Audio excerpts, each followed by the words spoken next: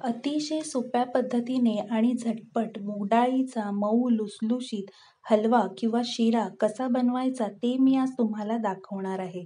स्वादिष्ट असा हा हलवा तयार होतो.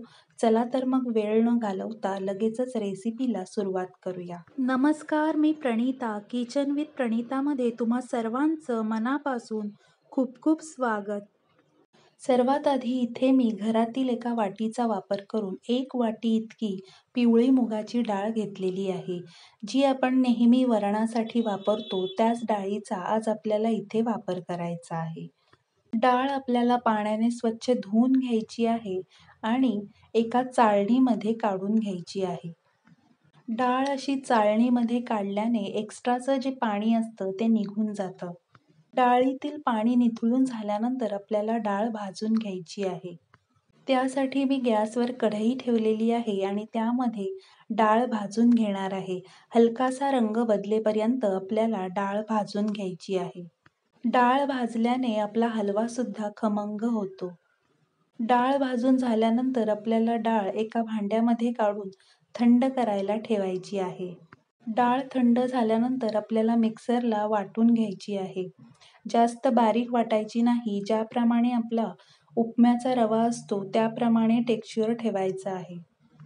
गॅसवर पातेलं ठेवलेलं आहे. त्यामध्ये आपल्याला 1 वाटी पाणी आणि 2 वाटी दूध गरम करायला ठेवायचं आहे.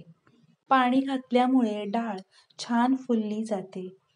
ज्या वाटीने आपण मुगाची डाळ घेतलेली आहे त्याच वाटीने आपल्याला बाकीचे सर्व इन्ग्रेडियंट्स घ्यायचे आहेत. आता गॅसवर कढई ठेवलेली आहे. त्यामध्ये अर्धा वाटी इतकं तूप घालायचं आहे. त्यापैकी 1 चमचा तूप मी बाजूला काढून ठेवणार आहे.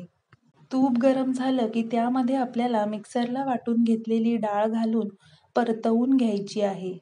सुरुवातीपासून शेवटपर्यंत आपल्याला गॅसची आच लहान ठेवायची आहे. खमंग सुवास सुटेपर्यंत आपल्याला मिक्सरला वाटून घेतलेली मूगडाळ तुपामध्ये छान अशी परतवून घ्यायची आहे. परतवून झाल्यानंतर त्यामध्ये आपल्याला आवडीप्रमाणे सुकामेवा घालायचा आहे. इथे मी बदामाचे काप घालणार आहे आणि 2 चमचे बारीक रवा घालणार आहे.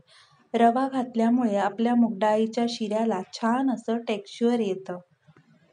सुकामेवा आणि रवा आपल्याला मूगडाळीसोबत छान असा परतवून घ्यायचा आहे. सोनेरी रंग येईपर्यंत, त्यातून खमंग असा सुवास सुटेपर्यंत आपण मिश्रण परतवून घेणार आहोत. मिश्रण परतवून झाल्यानंतर त्यामध्ये आपल्याला गरम केलेलं दूध आणि पाण्याचं मिश्रण ओतायचं आहे. दूध आणि पाण्याचं मिश्रण ओतताना हळूहळू ओतायचं आहे, कारण मिश्रणाची वाफ अंगावर येऊ शकते किंवा मिश्रण अंगावर उडू शकतं. दूध आणि पाणी मिश्रणामध्ये ओतून झाल्यानंतर आपल्याला मिश्रण व्यवस्थित एकजीव करून घ्यायचं आहे, जेणेकरून त्यामध्ये गुठळी राहणार नाही. मिश्रण व्यवस्थित एकजीव करून झाल्यानंतर आपल्याला कढईवर झाकण ठेवायचं आहे आणि 2 ते 3 मिनिटाची वाफ काढून घ्यायची आहे.